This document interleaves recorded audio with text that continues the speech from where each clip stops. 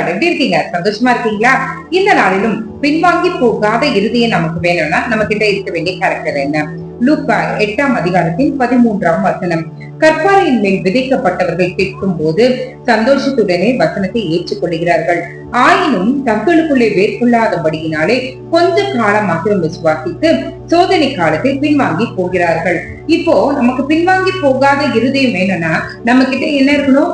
விசுவாசம் இருக்கணும். அவருடைய வார்த்தை நம்மளுடைய இருதயத்துல அது வேர்கொண்டு அது கிரியை செய்யணும். நம்மளுடைய இருதயம் கற்பாறையை போல இருந்ததுன்னா வேர்கொள்ள முடியாததுனால எப்படி விதை வந்து வளர முடியலையோ, செடியாய் உருவாக முடியலையோ, அது போலதான் ஆண்டவருடைய வார்த்தையை சத்தம் நம்மளிடத்துல கொடுத்து கூட அது கிரியை செய்யாமல் இருக்கிறதுக்கு காரணம் என்னன்னா நீங்களும் நானும் விட்டு கொடுக்காத தன்மைகள் தான்.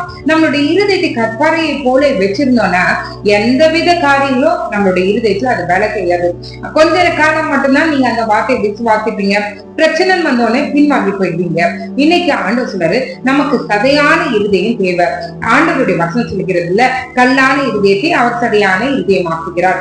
அப்போ நமக்கு சதையான இருதயமாய் இருக்கும் போது வார்த்தை என்கிற அந்த விதை நம்முடைய இருதயத்துல போடப்படும் போது அது வேர் கொண்டு அது பற்றி அது என்ன பண்ணும்? நல்ல செடியா அது வளரும். அப்போ நமக்கு என்ன பிரச்சனைகள் வந்தாலும் கொஞ்ச காலம் கிடையாது, நம்மளுடைய கடைசி மூச்சு வரைக்கும் அந்த விசுவாசத்தினால அந்த வேர் பற்றி இருக்கிறதுனால நம்ம என்ன பண்ணுவோம்? கனிகளை கொடுக்கிறவர்களாய் ஆண்டவர் எதிர்பார்க்கிறபடி நம்மளுடைய வாழ்க்கையும் இருக்கும்.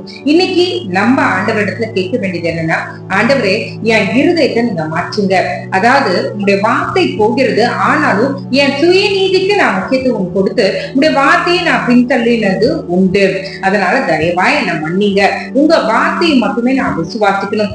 என் இருதயத்துல இருக்கிற கல்லான காரியங்கள் எது? அதாவது கற்பாறையை போன்ற காரியங்கள் எது?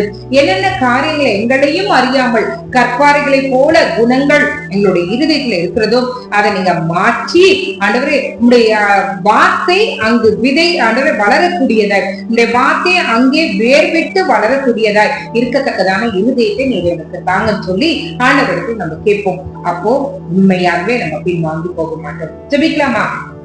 எங்களை நேசிக்கிற நல்ல பரமபிதாவே, எங்க இருதயம் கற்பாறையை போல இருந்தா தயவாய் மாற்றுங்க.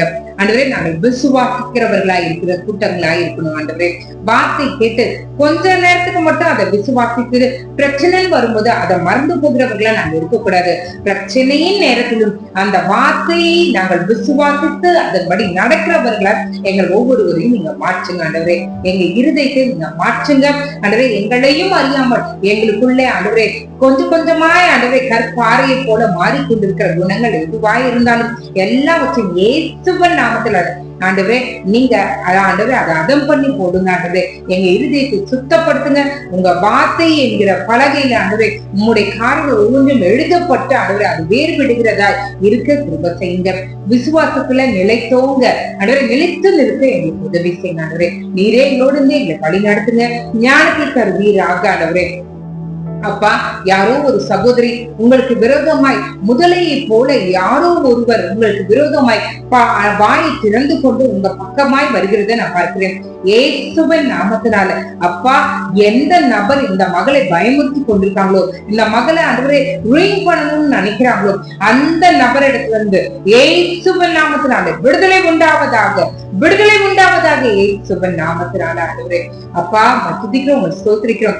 இந்த இரவுல எத்தனை பேருடைய வயிற்று எரிச்சல் ஆண்டவரே அப்பா, சாப்பிட்டாலும் அந்த அசிடிட்டினால கஷ்டப்படுறாங்களோ, எந்த வித அதுல குளறுபடிகள் இருக்கிறதோ அந்த இன்டர்னல் ஆர்கன்ஸ் ஒவ்வொன்றிலும் ரத்தம் தெளிக்கப்படுவதாக, பூரண சுகம் உண்டாவதாக இயேசுவின் நாமத்தினால. காலை எழுந்து உங்க நாமத்தை ஆண்டவரே நாங்கள் மகிமைப்படுத்துகிறவர்களா, விசுவாசத்துல ஒவ்வொரு நாளும் வளருகிறவர்களா நீங்க மாற்ற போகிறீரே, அதற்காக உங்களுக்கு நன்றி. உம்முடைய கரம் எங்களோட இருக்கட்டும், காத்துக்கொள்ளும், வழி நடக்கும். இயேசுவின் மூலம் ஜெபம் கேளும் நல்ல பரமபிதாவே. ஆமென், ஆமென், ஆமென். God bless you.